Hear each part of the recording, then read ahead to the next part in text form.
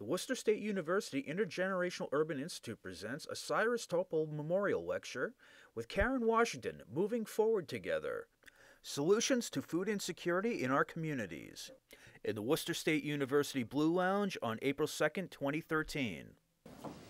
It is wonderful to have you here on this warm spring day in Worcester, the snow capital of the nation. My name is Maureen Power. I'm a professor of urban studies and the director of the Intergenerational Urban Institute. And it is my joy to welcome all of you. A special welcome to the family of Cyrus Topol, who is here this morning and who sponsors this lecture. A special welcome to our friends from South High who are sprinkled throughout the room. Hello. Listen, South High folks, we love having you come for these lectures and for lunches, but there's another message. We also would like you to come here to Worcester State when you graduate. So we're trying to create the pathway to Worcester State. Welcome to neighbors who have joined us, to members of the Worcester Food Policy Council, to people from the Regional Environmental Council, to students, classes. We are so happy to be hosting this Cyrus Topol lecture. And I would share with you that Cy was one of us, an elder student who came here and attended many of these lectures, always had great questions for the speakers, always was on the forefront of doing good things. He was a staunch warrior in the fight against hunger, and he worked for many years at Rachel's Table, delivering food, picking up food, and hunger was a very crucial issue to him. So it's particularly special for us here at Worcester State when we are trying to do a lot in the fight against hunger to, from the wings, have Cyrus with us and have him supporting this effort and supporting our ability to bring wonderful people like Karen Washington all the way from New York City. Cyrus's daughter, Carol, is here and wanted to say a few words.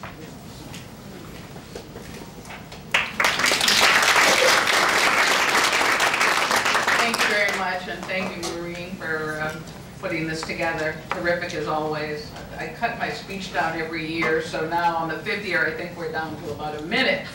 I want to thank everybody for coming today. This is very meaningful to me. I know it would be to my dad. He really cared very passionately about the issues of hunger and poverty, and he cared very passionately about this institution, as Maureen told you. Coincidentally, he also cared very deeply about South High School, and well into his 80s and maybe his 90s, he used to go to South High once in a while and he'd lecture at the history class. I just told your vice principal that. For him, of course, it wasn't history. He had lived through it. But he very much enjoyed going there and being with young people because that's what kept him alive and that's what kept him vibrant, that's what kept him going. So he'd be particularly thrilled today, not only because of Worcester State and South High, but to see this intergenerational audience here today, see so many young people who care about what he cared about deeply. So once again, thank you very much. Really appreciate it. Welcome. Thank you to Karen also for making the trip here.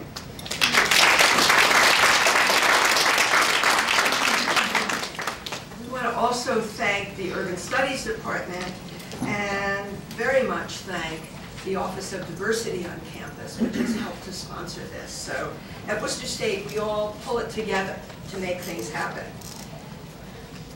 Just a few months ago, in January, the Northeast Organic Farming Association held its winter conference here at Worcester State. And that's when I first got to meet Karen Washington. She ran a terrific workshop on school and community gardens. And I liked her energy, and then when I found out she was from the Bronx, and I'm from the Bronx, we really clicked. And what I most appreciate about this woman is her way of being in her neighborhood, seeing the riches of her neighborhood, seeing the challenges, and having a can-do attitude. We can make some significant change here. And that is what she is all about. In her day life, she's a physical therapist, and her passion is wrapped around community service. So she has taken the day from work, driven from New York early this morning, will drive back after this, just to be here, just to be here with you. She is doing great things in the Bronx. She's also on the board of the New York Botanical Gardens. When I was growing up, it was called the Bronx Botanical Gardens, and I wasn't happy that they changed the name, but they didn't ask me. She also is a member of La Familia Verde, which is a garden coalition. She helped launch a thing called Bugs, interesting name, Black Urban Growers. So she starts things, does things, makes them happen. And whether or not gardening is your thing, we all eat food and we need to eat nutritious food, so this is pertinent to you. But I would also say, as you listen to her, please pay attention to how she goes about things, her way of approaching people in the community, her way of making something happening where before there was a vacant lot. So please, Karen, know that you are warmly, warmly welcomed here. We're delighted that you would come. Thank you so much.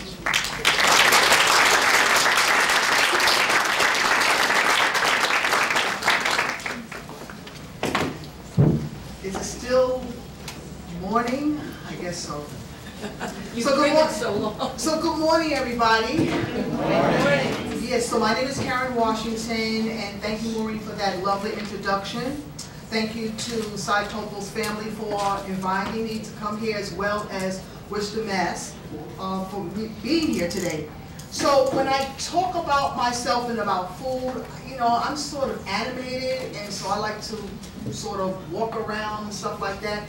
And being stuck to a mic sometimes is funny for me. So if I happen to have a chance to just sort of walk around and sort of ask you some questions, I want this to be interactive. I hate just standing here and just talking. So please try to hold some of the questions towards the end, but if there's something that you don't understand or really want to know about, let me know. At the end of the presentation, I'll show you some slides of the work that I do.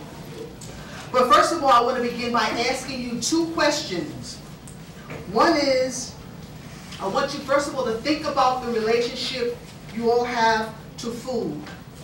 The second question is, as consumers, what role will you have in making the food system sustainable?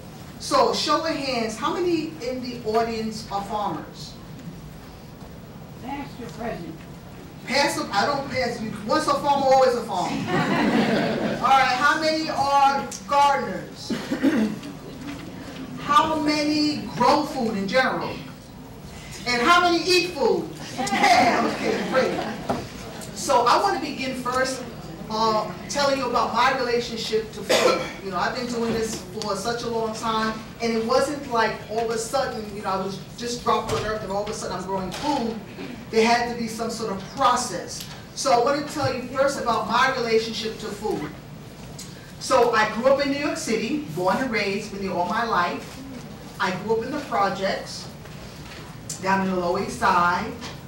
My parents had no relationship to food. They were not farmers. My mother was a housewife, and my father started out being a produce manager in a company called Met Food, and he was one of the first African-American produce managers back then. And then he sort of went to the dark side, because then he left that and he became a salesman for Drake's Bakery. So we went from having fresh fruits to ring-dings and devil doors. My grandparents, they weren't farmers either. So, like, you know, where did I get this sort of farming mentality? The only thing I came close to farming was Number one, during Mother's Day, when you had the cutout milk carton and you put a seed in it and it grew a marigold and you gave that to your parent for Mother's Day. Or secondly, just wondering, and asking my parents exactly, when is food going to be ready? Because my mother was an excellent cook. And so we never had that sort of relationship to food where we would ask the questions like, where did our food come from? Who were the farmers? Was it sprayed with pesticides? The only thing we cared about was 3 meals a day and if the food tastes good. And my parents, just their concern was the cost of food. My mother makes sure that we had at least 3 meals a day. It usually consisted of a meat, a starch, and a potato. So back in the, I moved to the Bronx back in 1985, became a physical therapist, and I had all these degrees, academia, but the problem still is that I had no idea, no relationship to food. However, when I purchased my house back in 1985, I had a huge backyard. So there was a homeowner to my left and to my right. The one to my left had a lawn. The one to my right cemented his backyard. Me in the middle, I decided I wanted to grow food. Now, back then, we didn't have the internet like we had today, so I had to rely on books. I had to go to the library and read a lot of books. I bought some books. I went to my elders asking questions, and so I decided that I wanted to grow food. So 4 things I wanted to grow. Of course, tomatoes, peppers, eggplant, and collard greens. And I wanted to grow collard greens because in a black community, collard greens mean something besides money. It's like a good luck charm, and I wanted to have that connection to my culture. So I started growing vegetables. And so the first relationship I had was when I grew tomatoes. Now, prior to that, living in the city, tomatoes came in a carton. Cellophane plastic was 3. Cellophane, you know what I'm talking about, right? Cellophane carton, and sort of looking pale. And when I would eat and bite into the tomato, it tastes like cardboard. So I really didn't like tomatoes. However, when I grew my tomatoes and I took a bite and that tomato, the juices went all the way down my throat, down to my toes, and I knew I was hooked. I just had the experience of sunshine and juiciness I never experienced before. And so I was hooked to tomatoes. And as a result, I figured I could grow everything. So I started growing mangoes and taking the seeds out of lemon and apples. And I didn't even want to try to grow bananas and pineapples, but soon found out that, I couldn't grow those things. But yet, it kept me exploring and really trying out new fruits and vegetables. So that was sort of my first relationship to food. And now living back in New York City at that time, there were a lot of vacant lots. Now, can you imagine at one time New York City had over 15,000 vacant lots? Times are changing. But 15,000 vacant lots, mostly in low-income neighborhoods and neighborhoods of color. And so within those neighborhoods, we also had an increase in crime. And so you had pockets of different vacant lots filled with garbage and mattresses and tires, and increase in crime and prostitution. And for me, it was my first sort of exposure to what I would call environmental racism, because this was happening mostly in low-income neighborhoods, and also it was a time when the city officials wanted to put incinerators and waste disposal plants mostly in low-income neighborhoods. And so this devastation of abandoned lots was not only occurring in New York City, but in Boston, in Philly, and in Oakland. And so many people took the option. Some left the city and moved to the suburbs, but those that stayed had to meet the challenge, had to do something to take back those vacant lots. And so little by little, one by one, community upon community, people gathered together and started doing something, started to turn those empty vacant lots into community gardens. And so that's how I got my start, because my garden across the street was called the Garden of Happiness. And I say that because when you come to my garden, it makes you happy. But it was just a replica of what was happening throughout the inner cities, throughout the country. And so something started to change, because something that was devastated and ugly started to look beautiful, enticing, romantic. And so when that change started to happen, the city started to look at these community gardens with different eyes. And so as a result, when you came into our communities, you no longer saw the blight and devastation of an empty lot, but what you saw was the beautification of community. And as a result, it also spurred the ideas and also infiltration of developers that wanted to get this land. So as a result, we had back then in the early 70s, 700 community gardens. Most of them were started by an organization called Green Thumb, which still is in existence. And Green Thumb was a city organization that gave us lumber, soil, and seeds. Also, we had other organizations like Green Guerrillas. Now, Green Guerrillas was a renegade organization that would just go around empty lots and just throw seeds. And then in the Bronx, the NY Botanical Gardens started a Bronx Green Up project. And with these new community gardens came leases. Some had 2-year leases, some had 4-year leases, some had 20-year leases, and most had just squatters' rights. And so by having this new revelation, this new beautification initiative, you would think that the city would be happy. Because as a result, those empty lots which were filled with garbage, which were invitation to crime and prostitution, all of a sudden started to change. And so there was a new complexion on how the city saw itself. And you would think, again, that the city would be happy.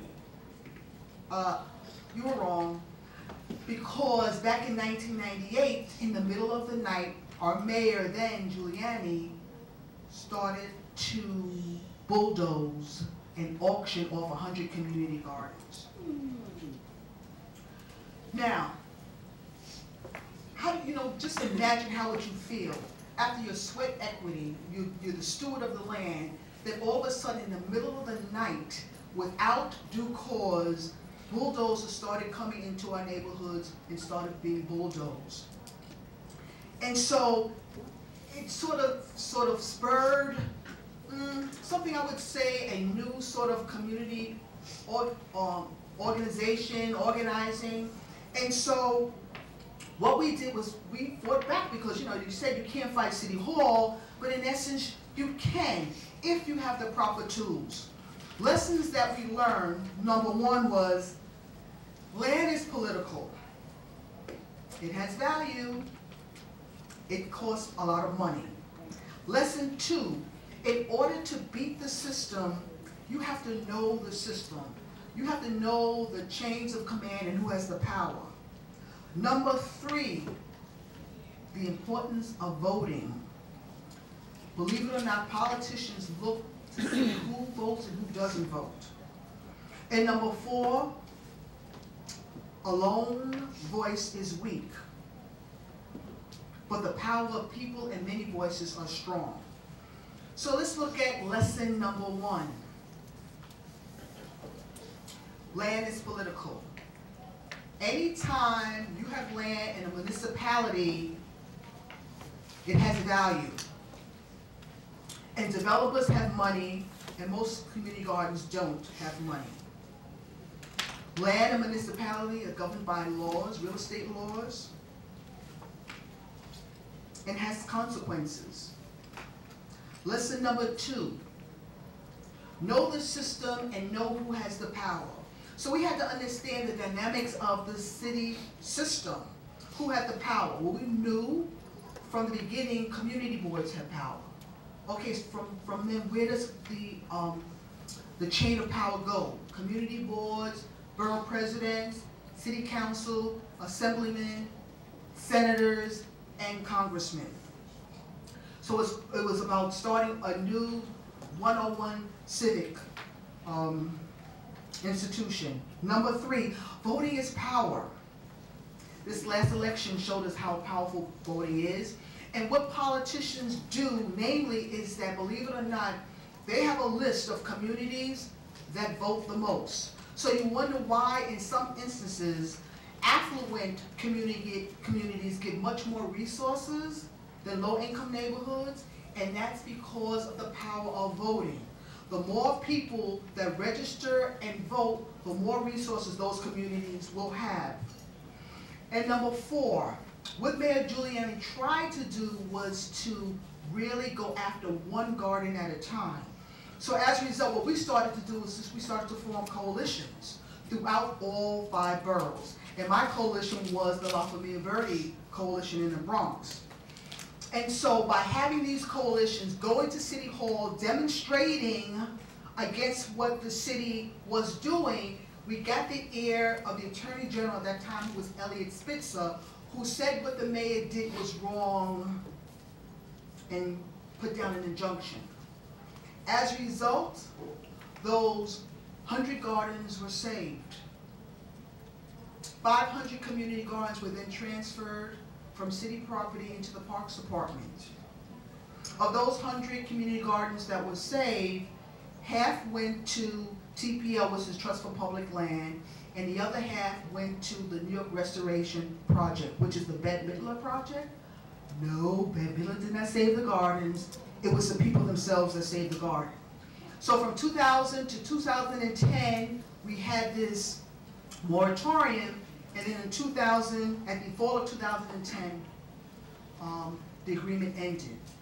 As a result, by forming coalitions, we started the New York City Community Garden Coalition and was able to meet with the city, and today things have changed. We now have over 700 community gardens citywide, mostly in the Parks Department. We have school gardens.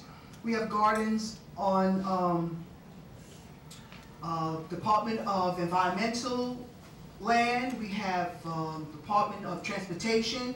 And so you can see the community garden movement in New York City has changed. We now have rules and regulations that govern community gardens. We have increased our lease from 2 years to 4-year lease. We no longer have to pay for insurance. At one time, it cost each community garden $400 worth of insurance. We no longer have to pay that. We now can have chicken and bees. Yes, we can't have goats and roosters, but we're working on that. And we now see community gardeners more so as community activists and community leaders. And our work continues. Now, as I continue to do this work, I started to sort of know a change in what community gardening was all about. And I started to hear this word, urban farming and urban agriculture. And for me, it was like a buzzword, urban agriculture, urban farming. Is it a fad? It's gonna go away. Is it sustainable? Will it stay? Now, some people try to define what that means in terms of, is it rooftop garden? Is it community garden? Is it aquaponics? Is it hydroponics? Is it growing food on walls? Is it having a business, having bees, chickens, farmers market? Is it something that is new? Many of you can attest that community gardening is not new. Those of us who've been here long enough can remember the Victory Gardens. Who can remember the Victory Gardens? There you go, the farmer back there. Someone in the back raised their hand too. Victory Garden, right? World War I, World War II. So people have been growing food in the city for a long time. Front yards, backyards, terraces, you name it. So when we talk about sustainability and we talk about this food movement, it's not new. But what I think is new, what I feel is new, is the sort of conversation that we're having for the need of food and social justice. Over the past decade, I have seen this shifting in emphasis on the importance of growing food. That they're starting to have a lot of discussions about food access and affordability. And also looking at what's wrong with our food system. The fact that in many cities in low-income neighborhoods, the food is unhealthy, processed, junk, cheap. There are more fast food restaurants and health food stores in low-income neighborhoods than health food stores, excuse me, and hospitals combined. As a physical therapist, I have seen the emphasis on treatment instead of prevention. I have seen an increase in obesity, heart disease, diabetes. Is that sustainable? You know, they have the nerve to call my neighborhood a food desert. Don't like that term, because when you go around, you don't see a desert. And also it's an outsider term that's dictating what my neighborhood looks like. And if you look at it from a broad lens, it's not a food desert.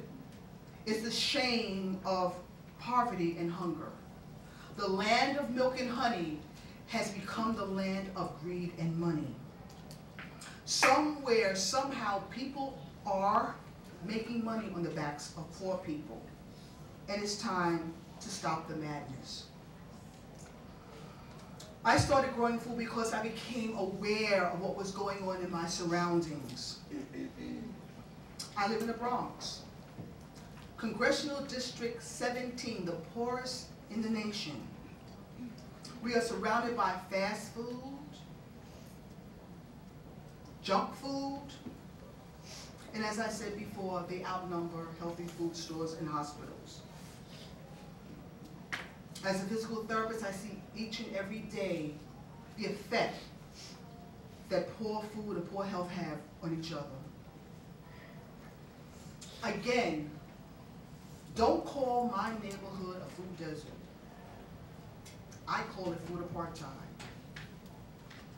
I call it because when you go around my neighborhood, we have lots of food. What we don't have is healthy food choices and healthy food options. In my community, a family of 4 lives on a fixed income of $23,000 a year, below the poverty line. We have a huge high school dropout rate, a large immigration population, and many survive on WIC coupons and food pantries. And as for our supermarkets and bodegas, now folks, do you really think that you have the power of decision when you go into a supermarket? No, it's already made for you. You just close your eyes and see what's on the aisle, right? Usually it's the produce, meat and dairy. In the aisles are the canned goods, processed food, frozen food. If you can pay that big top money, it's closer to eye level, whereas the non-name brands are usually at the lower level or higher.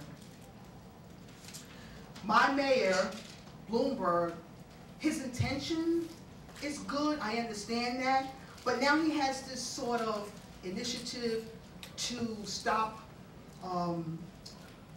food vendors and movie theaters to stop selling soda. And I understand that, but for me, I would like him to limit the amount of fast food stores in my neighborhood.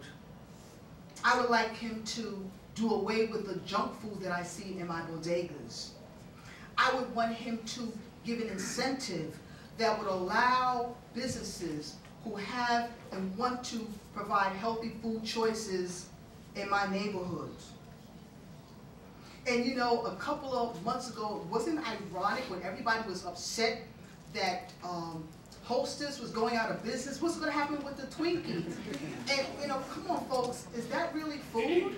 You know, I mean, and also the fact that when you go into the store, we had this conversation today, I remember eating ice cream, and didn't ice cream mean cream and sugar and eggs? But when you read ice cream, Apollo, triglyceride, whatever, words that we can't even pronounce, we're putting in our bodies. We're not reading labels. Food that has an expiration date, 2 months, 3 months from now, 1 year from now, you believe it's safe. And in my neighborhood, food that would normally go into a compost pile is repackaged, cellophane, and sold at a reduced price. And we think that's right about our food system. So what can we say about it? What can we say about food and water? All the things that we need. It doesn't discriminate. We have taken food and water for granted. How often do you really think about the food that you eat? We don't.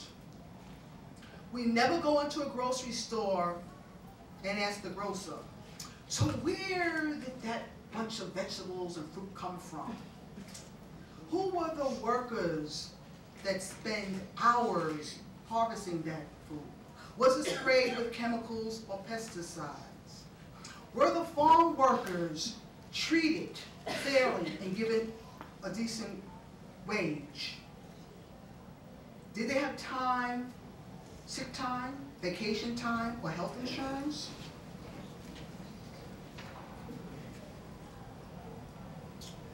It's not just about the food system itself, which encompasses so much more that can't be singled out as one problem or one solution. For example, a couple of months ago in California, they had Prop 37, which was the GMO labeling. Does people know about that? It was defeated.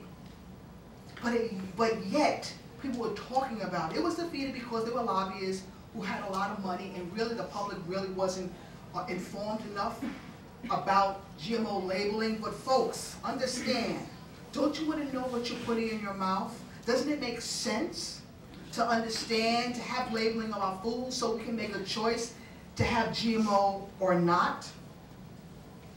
So when we talk about a fair and just food system, what does that mean? Are we really looking at what is happening from the seed to the plate, and then filling in all the blanks? So let's take a closer look at our food system. In America, one of the richest nations in the world, every second someone goes hungry. And I want to broaden it to include malnutrition as well. 40 million people, or 17.2 million households, are hungry or food insecure. Yet billions of dollars are spent on food each year. So what does it mean to be food insecure? Does anyone know? What does it mean? I'm throwing it out to you. Shout out. Not knowing where your next meal is coming from. Not knowing where your next meal is coming from. Not having access to food. Not having food that's nutritious, that's culturally appropriate. Food insecure. So what happened? What happened to our food system? And this is why history is so important. Because at one time, 95% of our food came from family farms. We had over 50 million farmers and over 500 million acres of land. There were no large supermarkets, no bodegas. The farmer knew his neighbor. You could either exchange or barter goods and services.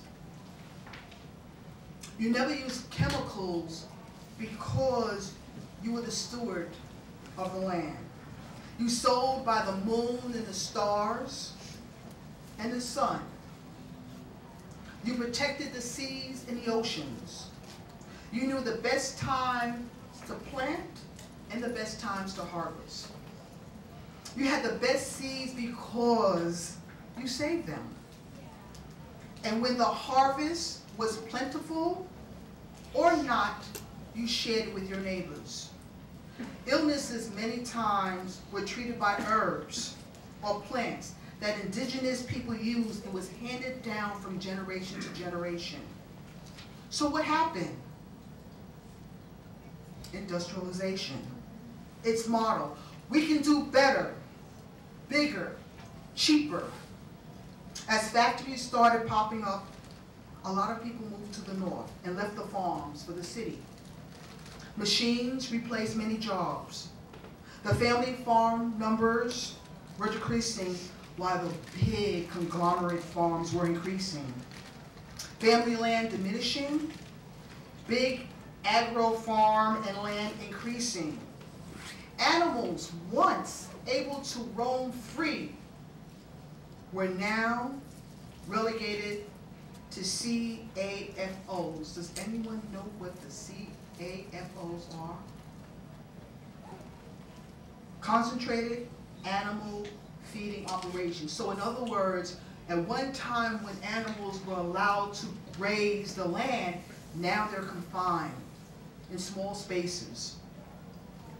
We've gone from diversity of crops to monocropping, from free market to fee market, from fertile land to contaminated waste, from natural to chemical, all in the name of progress. You see, since we did it so well here, let's take it abroad to do bigger, to do better. World trade. The further we have moved away from the land, the more detached we become from our food source. Therefore, we don't get a chance to care. And why not? Why should we care when we've relegated that responsibility to corporations, to politicians, to lobbyists? Oh yeah, farming is big business. If you're lucky, folks, to have grandparents or great-grandparents who once farmed the land, pretty soon they'll be riding off to sunset. And so we don't have that connection or history of where our food comes from. And for me, it touches a nerve because in many instances, I have kids telling me that a tomato is grown in a supermarket and something is wrong with that. We have a health food system that again, puts so much money on the treatment and not enough money on the prevention. This is not sustainable. The average farmer in this country is 57 years of age. Black and Latino and women farmers, the numbers are scarce. Food has become political as big companies pay lobbyists to protect their interests. Fast food companies have taken our words, natural, organic, no artificial flavoring, to be healthy. Meanwhile, it's the organic farmers that are suffering. But in the end, after all this, who suffers? Who's the #1 target group in this country? Children. Children, young adults, spend billions and billions of dollars each year on fast food and junk food, and then in turn have their parents to buy the junk food. So what are some of the solutions to end food insecurity and promote food sovereignty in my community? First and foremost, if we're going to change the system, especially in low-income neighborhoods, it has to start from the bottom up. It has to start within the people themselves. The people need to be stakeholders, not on the outside looking in, but as stakeholders with their hands into the solutions and not be looked at as the cause or the problem.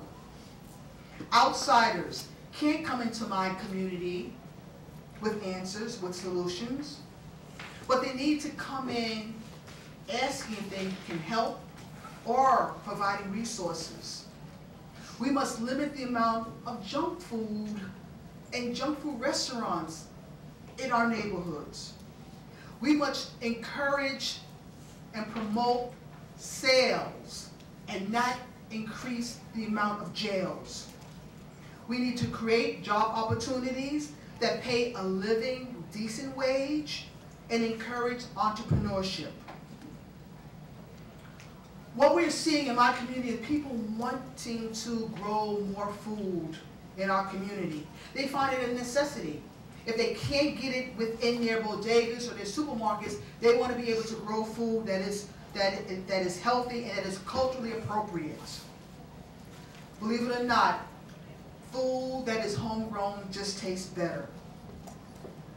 If these are the reasons of a good, sound food system, then what are the challenges? Land, access to land. As mentioned before, land is political. Land of municipality has political consequences. In many urban areas that I'm starting to see, Detroit, Pittsburgh, Oakland, New Orleans, there are tons of vacant lots. However, there's red tape and antiquated laws that are preventing these people to have the access to the land. Even in New York, where they tell us there's no land, well, City Council just passed an ordinance to make sure that all city organizations compile a list of all vacant land that they have. And that land, certain land, must be designated for agriculture. We must be wary of land grabbers. And I'm talking about people who will come into our community to buy land for their own purposes. And land grabbing is something that's not happening in the cities, but happening globally. We must make sure that our politicians are accountable. Remember, they work for us.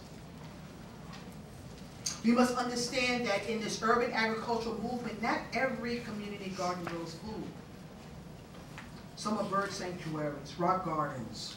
And so we have to be mindful of their contribution when it comes to urban agriculture.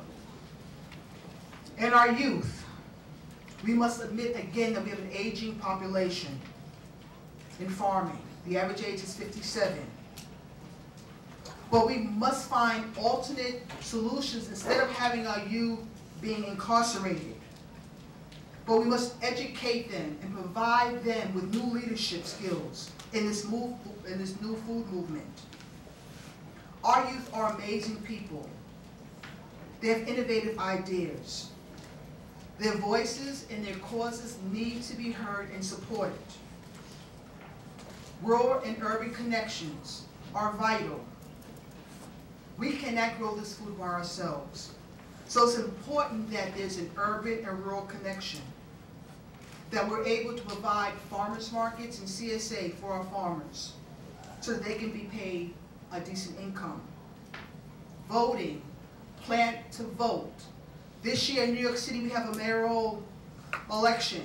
We're going to make sure that the next mayor in New York City has food and health and gardens on their lips.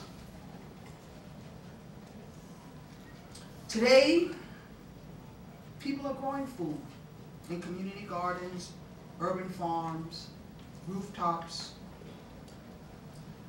They're conserving water through rainwater harvesting systems.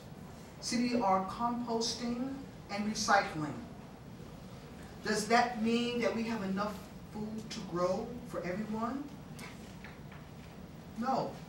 Urban farmers should not think about growing food just for urban people. But there has to be a connection and has to be a collaboration between rural and urban farmers. And as a baby boomer, we have to look at our health system. Diseases such as diabetes, heart disease, need to be addressed. And I remember back, I'm a baby boomer, back in the 60s, I never heard of Alzheimer's or autism until lately. And also we have to prepare our youth for this change in the medical system, because now they're the givers of an aging population. But many youth are starting to come into farming and they want to become farmers. We must all change. As a baby boomer, we must eat healthier, be healthier, demand fresh, demand local.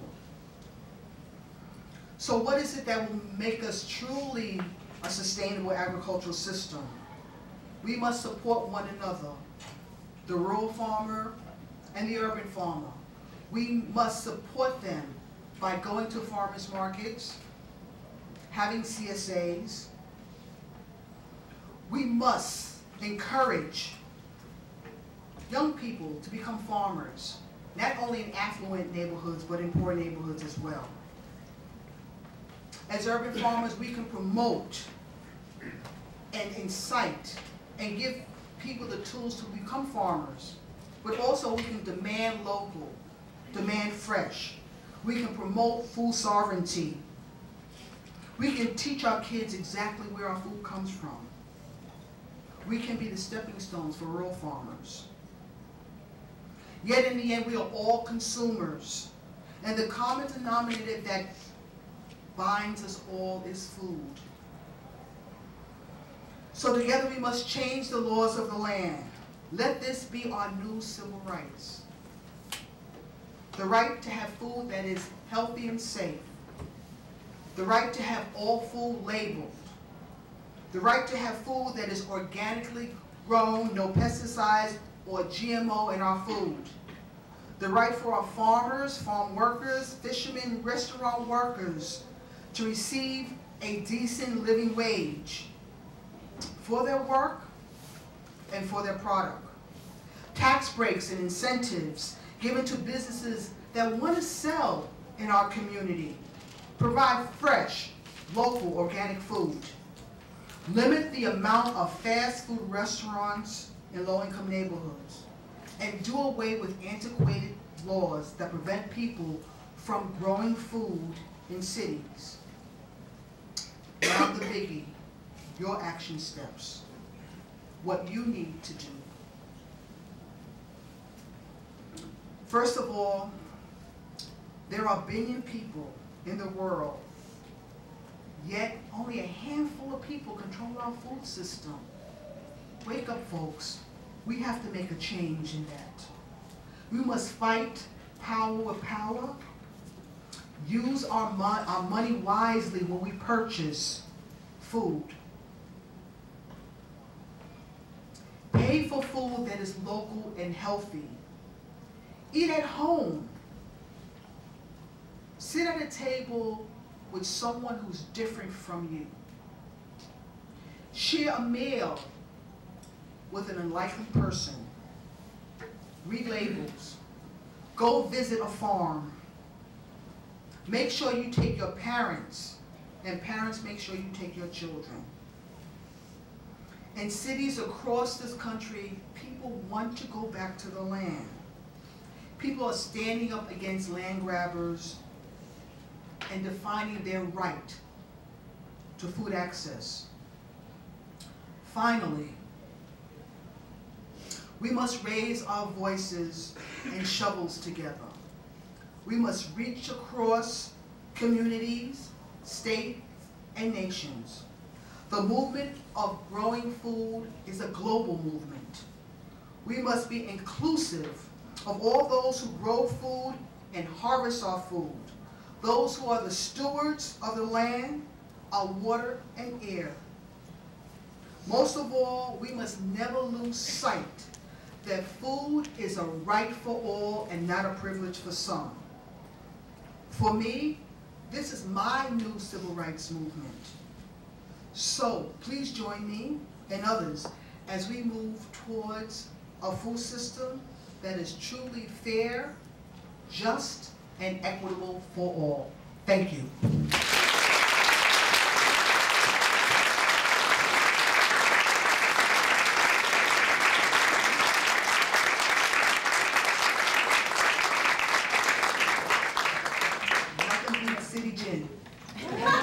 So I have some slides. Yes, I'm going to turn the lights out. Yeah, I have some slides, and if someone can like click it for me. All right, so yeah, okay.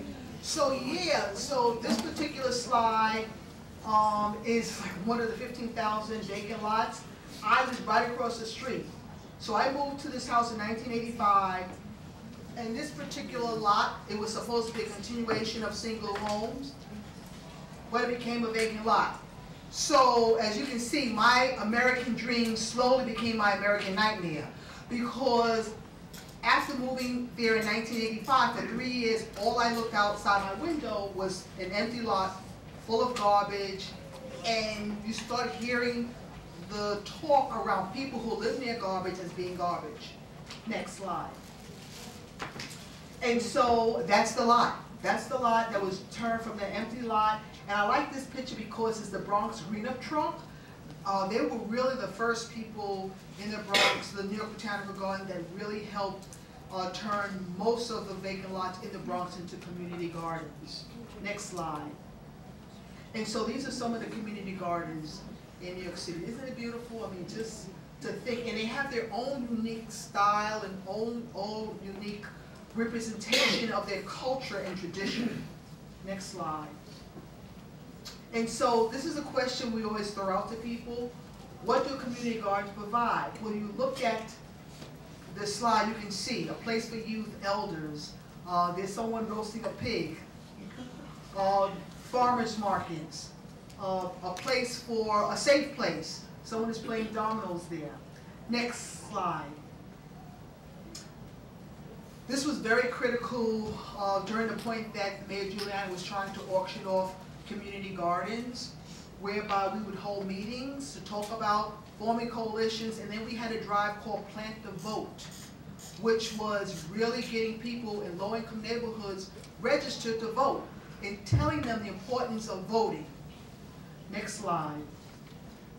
And so these are some of the things that community gardens and urban farmers have been doing in New York City, going on the steps of City Hall and really voicing their concern around garden preservation, around food issues, which is really, really important because it took community gardens from a place of complacency to a place of activism. Next slide. And this is when we had our forum. We have our forums, we have forum meetings. We were down in Wall Street with others really demanding food and justice. Next slide. Yeah, so this is really unique, and I like this slide because it shows the picture of the projects in the background, because there are a lot of people, especially outside of our country, people from Italy and Spain, that come to the United States because they can't believe that people are growing food in cities. And so I like to show this because, in fact, it is. The backdrop is a project, and across the street is a community garden growing food. This particular picture on my right, the upper right, believe it or not, is corn. And that corn gets as high as an elephant eye. The bottom are bees. At one time, bees were illegal because they were called ferocious insects, whatever. So we looked in the books. This is what you need to do. We looked in the books and found out that indeed we could have bees, that bees were not ferocious, because without bees, we don't have food, right? No bees, no food. And chickens, we went again and looked on the law books to find out that yes, cities can, especially in New York City, we can have chickens, we just can't have roosters. Does anyone know why we can't have roosters? Roosters, if you think a rooster's gonna crow at 4 o'clock in the morning, it's not happening. They crow when they feel like it, 2 o'clock, 3 o'clock, 4 o'clock. When they really feel like crowing, they crow. Next slide. And so knowledge is power. And so a lot of us had this dream about doing a farm school in New York City, this New York School of Urban Agriculture. Dreams come true. So we graduated our first class of students last year.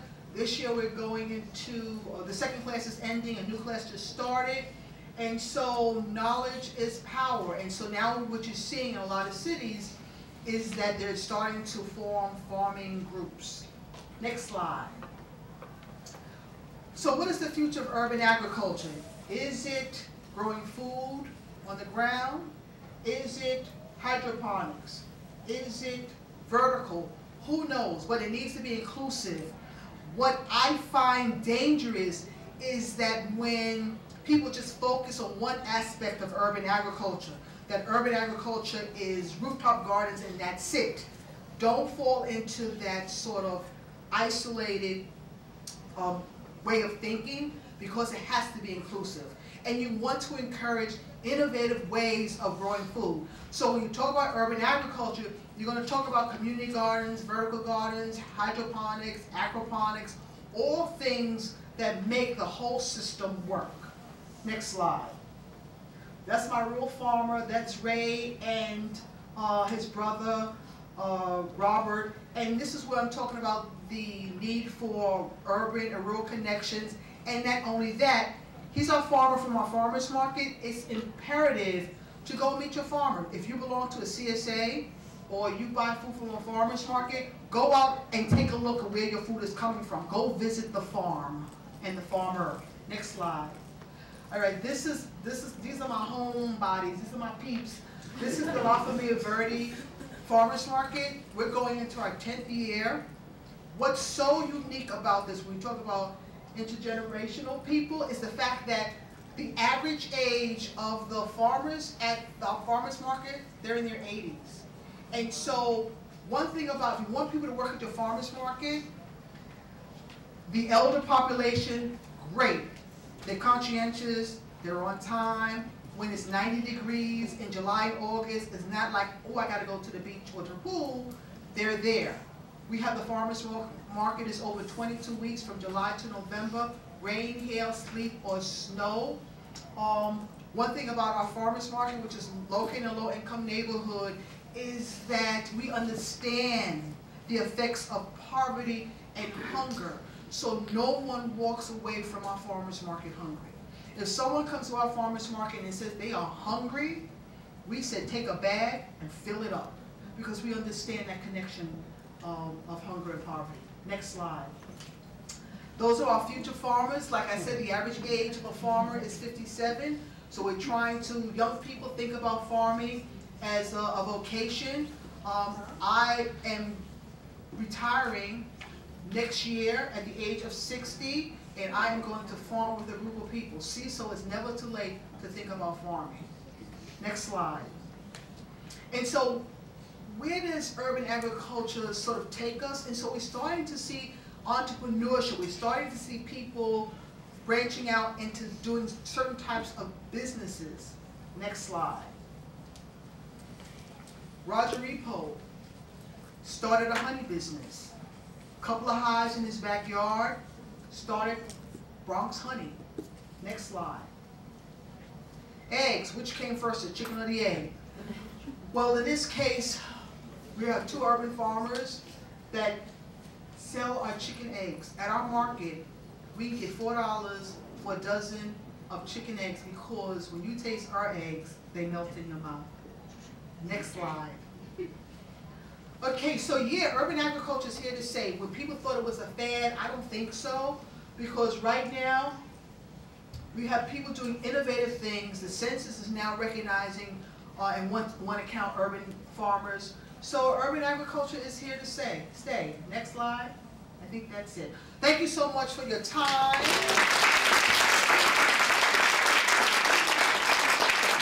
My advice is go out and change the world. Make a difference. Thank you.